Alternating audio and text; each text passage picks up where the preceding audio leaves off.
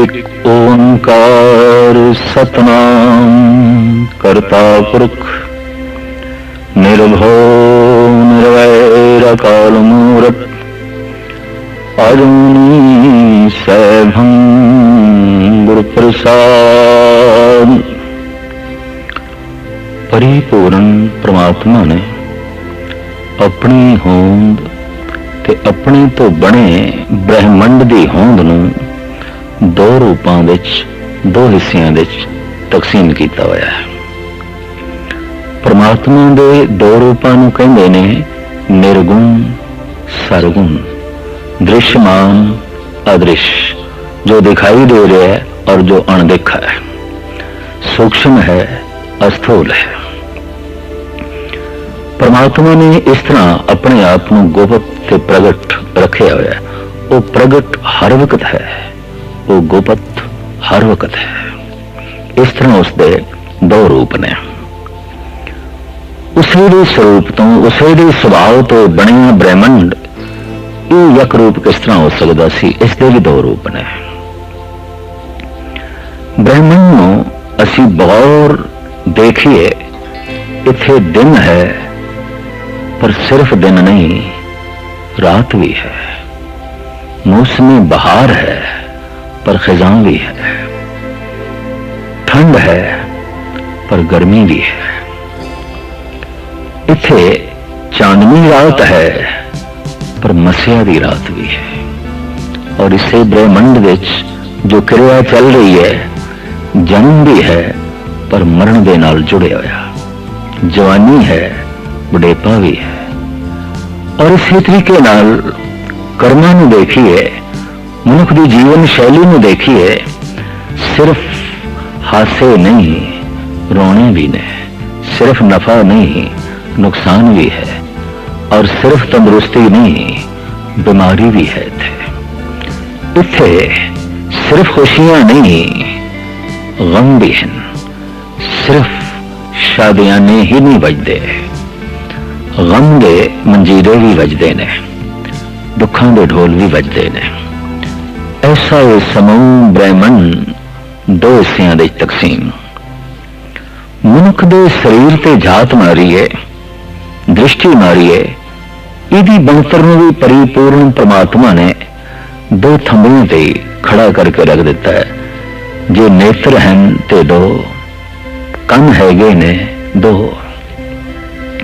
नासका दे सुराख दो, दो बावां ने, दो पैर ने, रसना दो कम कर दिए, बोलती है, रस लेंदी है।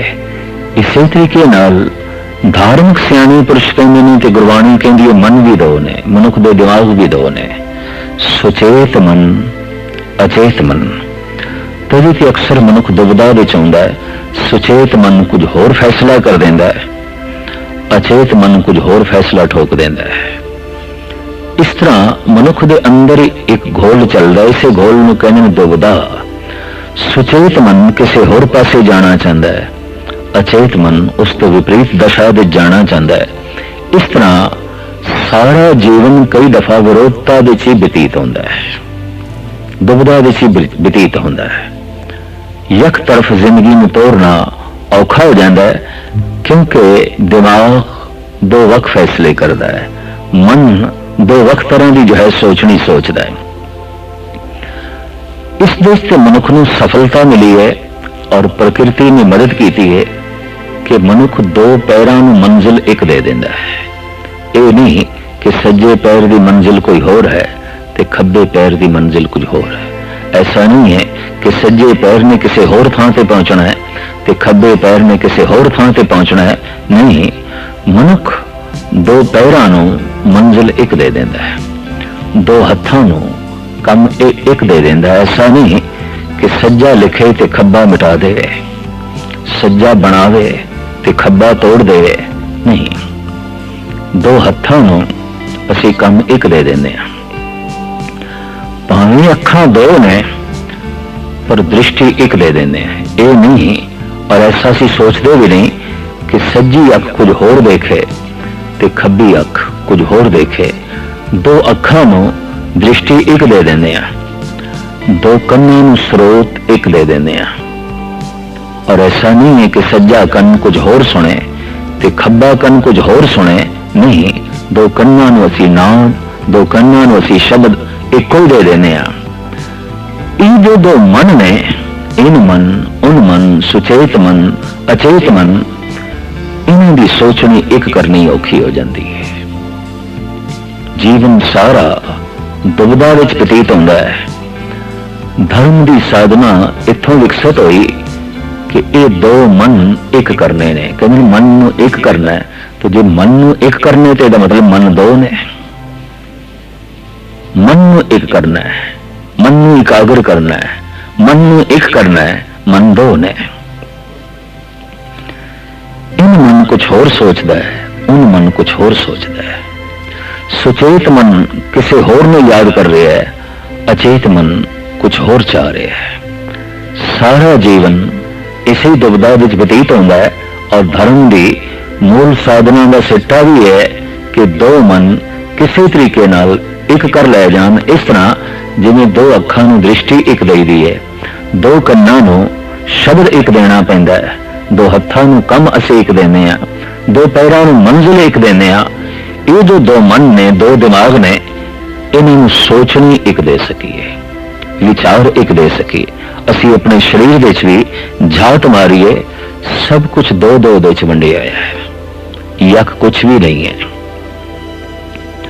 अगां चलिए, जिथे मनुख ने जीवना है, जीवन बतीत करना है, सारे कर्म करने ने।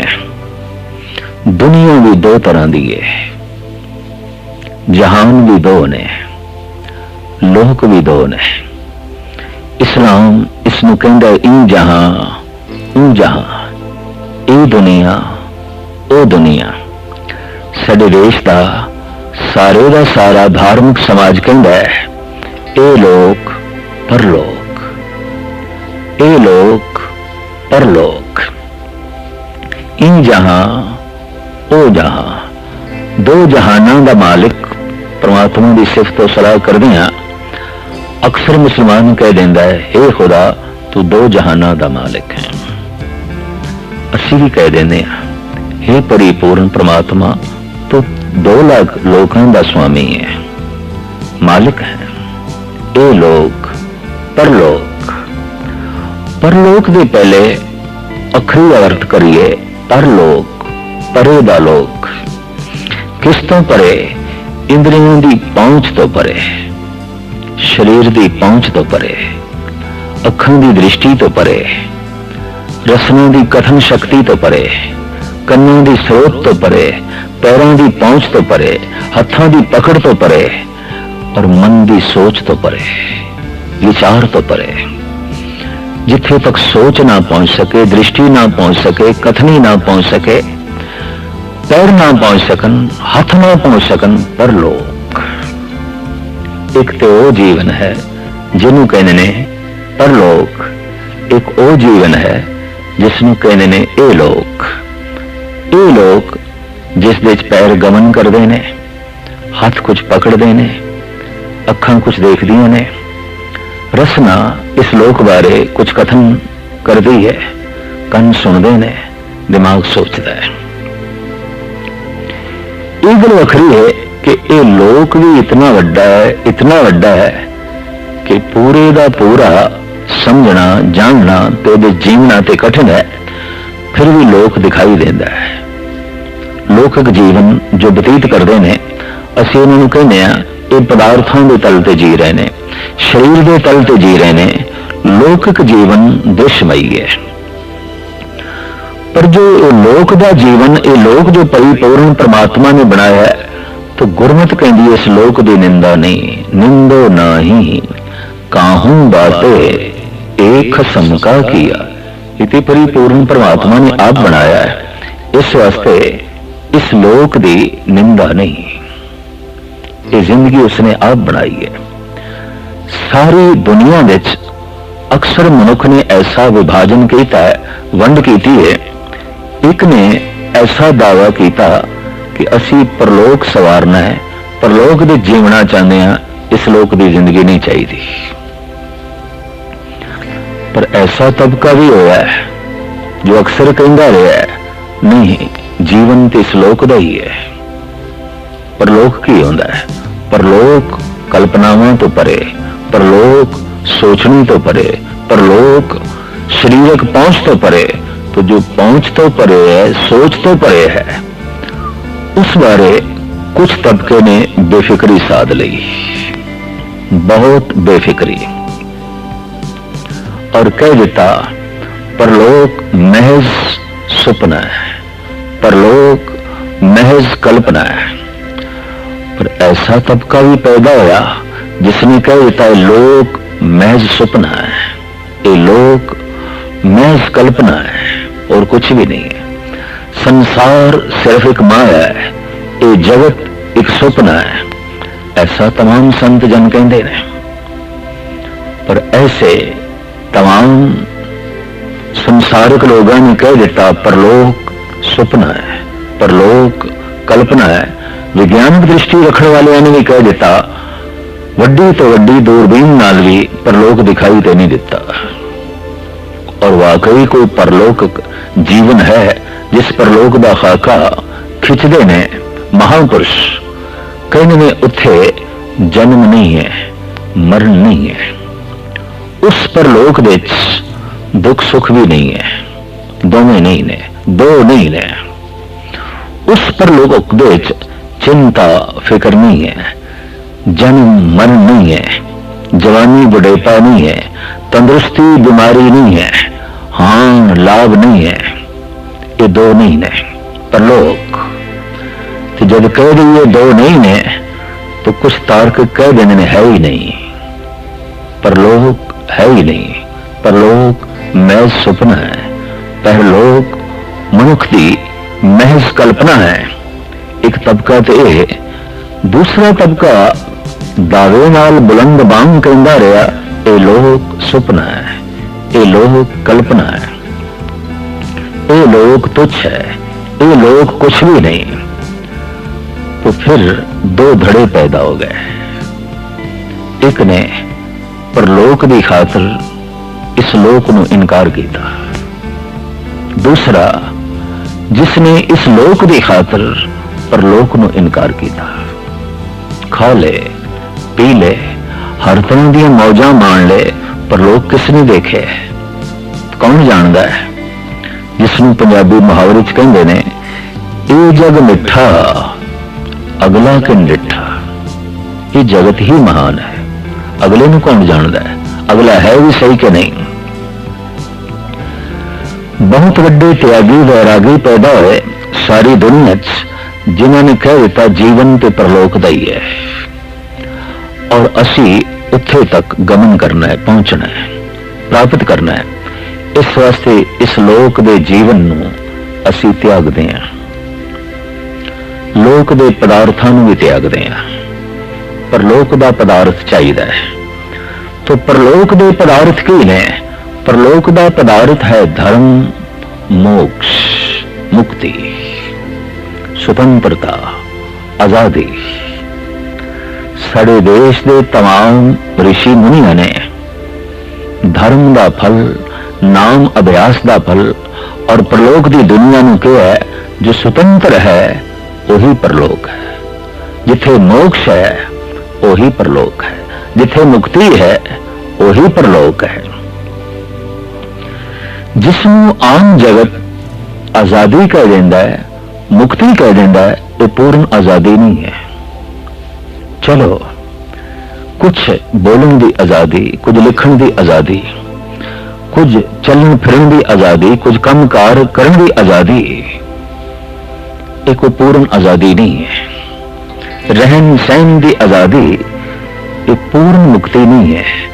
पूर्ण मुक्ति तो उदों होती है जब कोई जन्म का बंधन नहीं, मरण का बंधन नहीं, कर्मां का बंधन नहीं, सुख का बंधन नहीं, दुख का बंधन नहीं, बुराई का बंधन नहीं, नेकियों का भी बंधन नहीं, किसी प्रकार का कोई बंधन नहीं, किसी ने जकड़ना नहीं। स्वतंत्रता, आजादी। इको एक ये देश है भारत, जिथे तमाम संत जना ने वख-वख अपने बोलने के शब्दों के राही धर्म का फल मोक्ष दसिया, मुक्ति दसिया। भावें उसनूं बयान करने का ढंग, उन्होंने अक्षर देने का ढंग कुछ होर होवे, लेकिन मूल दे जो अर्थ बोध छुपा हुआ है वो तो है आजादी, वो तो है स्वतंत्रता, वो तो है मोक्ष। तो धर्म ते मोक्ष ये परलोक दे महान पदार्थ मने गए। ये लोग इत्थे महान पदार्थ मने गए, धन ते काम। सब तो वड्डा पदार्थ इस लोक दा धन ते कामनावां दी पूर्ति, काम। जिसकी कामनावां की पूर्ति हो रही है, और कामनावां की पूर्ति धन तो बिना नहीं होती। कुछ भी कामना है, अगर उसनूं मनुख पूर्ण करना चाहता है इस लोक दे धन तो बिना नहीं होगी। काम धन नाल संबंधित हो गया। मोक्ष चाहिए है परलोक दा, तो धर्म तो बिना परलोक किथे, और धर्म तो बिना मोक्ष किथे। मोक्ष धर्म नाल संबंधित हो गई, काम धन नाल संबंधित हो गया। एक ने साफ कह देता धन चाहिए, काम चाहिए, लोक सवारना है, परलोक नहीं चाहिए। परलोक है ही नहीं, परलोक कल्पना है।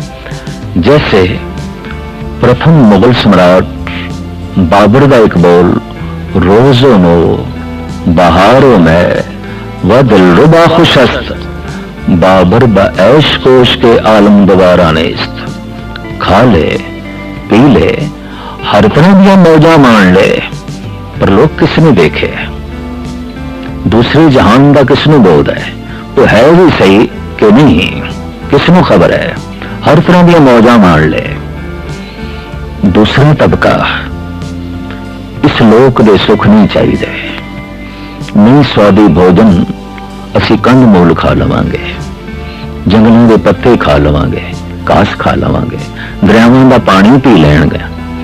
नहीं रहन चंगे महल तो पहाड़ों दियां कंदरां विच रह जावांगे, वृक्षों थले रह जावांगे। नहीं ने तन ढकन में चंगे वस्त्र तो केले दे पत्तियां नाल तन ढक लवांगे। बोर दी छाल नाल, मिर्ग दी छाल नाल अपना तन ढक लवांगे। ते जे सब कुछ भी नहीं तो कोई गल नहीं, नगन भी रह लवांगे। नहीं चाहिए ये परिवार, नहीं चाहिए ये पदार्थ, नहीं चाहिए ये भोग रस। असी ते परलोक सवारना है। चाहिए धर्म, चाहिए मोक्ष। जिस दे अंदर भी बड़ी प्रबल रूप दे प्राणा च प्यास जागी धर्म ते मोक्ष दी, उन्हें परलोक सवारन का पूर्ण यत्न किया और लोक दी फिक्र छोड़ दी। इस देश विच ऐसा होया, लोक दी फिक्र छोड़ दी। लोकक जीवन विच भारत पछड़ गया। गरीब, मुफलिस, महान देश और कुदरती दौलत नाल संपन्न। इथों दे पहाड़ों विच कोयला है, लोहा है, सोना है, चांदी है, तांबा है। इथों दे दरियावां विच 12 मासी पानी है। इथों दी जमीन जरखैज, बहुत जरखैज। इथों दे मनुखां कोल सोचण शक्ति बड़ी प्रबल, बड़ी गहरी। लेकिन लोक दा त्याग कर दिता, लोक छोड़ देते। इस देश दा जो प्रतिभाशाली मनुख सी, इस देश दा जो गहर गंभीर मनुख सी, वो पहाड़ों दियां कंदरां दे चला गया। वो हिमालय दे उत्तरा खंड दे चला गया। वो बेआबान जंगलों दे चला गया। वो गारां ते गुफावां दे जा बैठा। उसने जगत नाल बिल्कुल संबंध तोड़ दिता। यही एक मनुख सी जिस दे राही लोक सवर सकदा सी, लोक खुशियों में वाधा हो सकदा सी और लोकक जीवन संपन्न हो सकदा सी। पर यह छुप गया पहाड़ों दियां कंदरावां विच। परलोक सवारन लई धर्म चाहिए, मोक्ष चाहिए।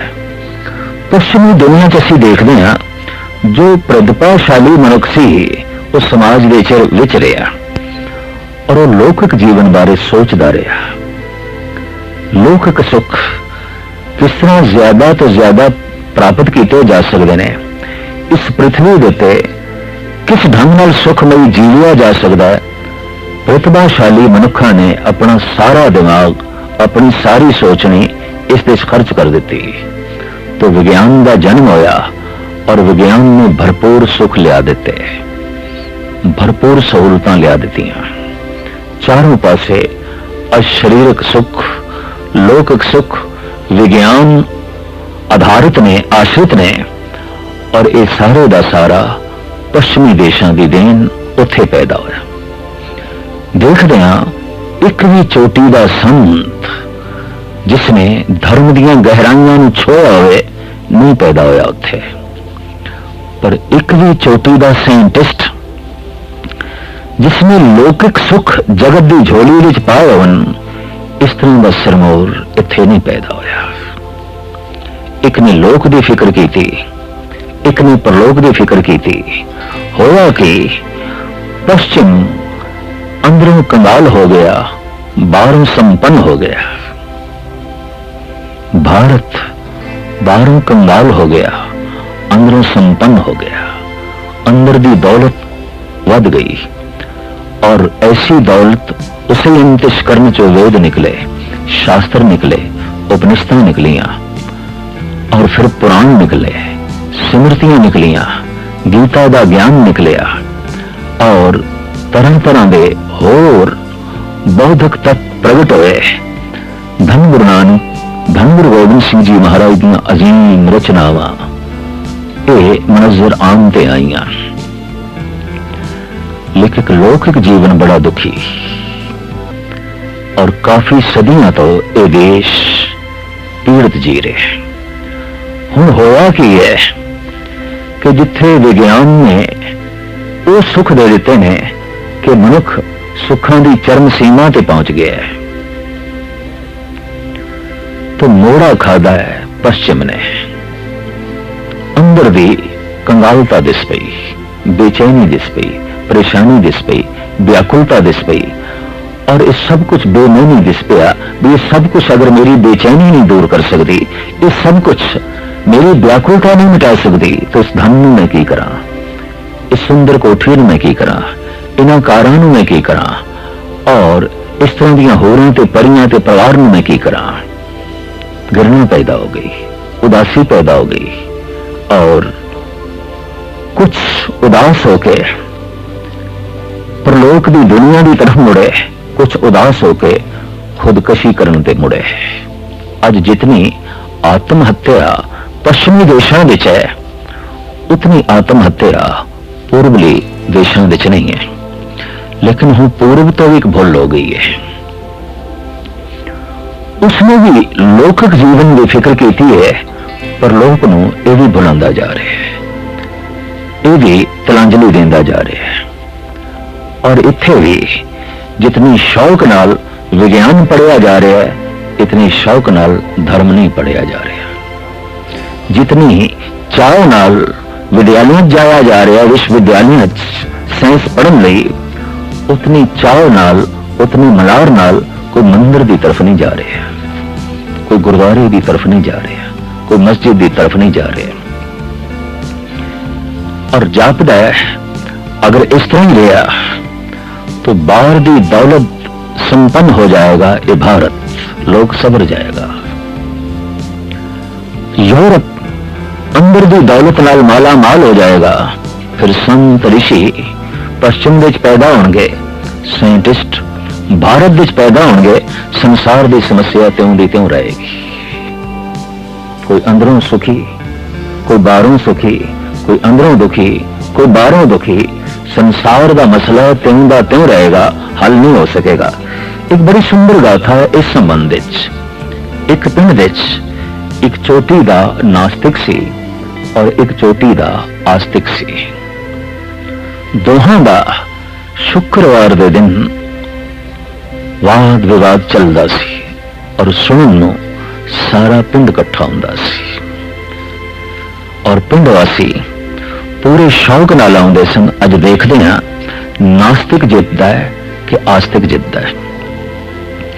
भरपूर नास्तिक दलीलां देंदा सी, कोई परमात्मा नहीं, कोई परलोक दा सुख नहीं, कोई ईश्वर नहीं, कोई खुदा नहीं।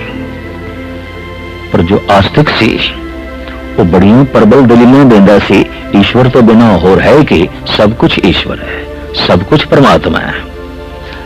लेकिन एक अदृश्य घटना नाल दे नाल घट रही सी। जो नास्तिक सी वो आस्तिक दियां विचारां तो सहजे सहजे प्रभावित होंदा जा रहा सी, और जो आस्तिक सी वो नास्तिक दियां दलीलां दा सहजे सहजे कायल होंदा जा रहा सी। इतनी प्रबल कोई दलीलां दे कि मन प्रभावित ना होवे, ऐसा हो नहीं सकता। रोज लोकी सुनते ने, पर हार जित ते विवाद खत्म हो जाता है।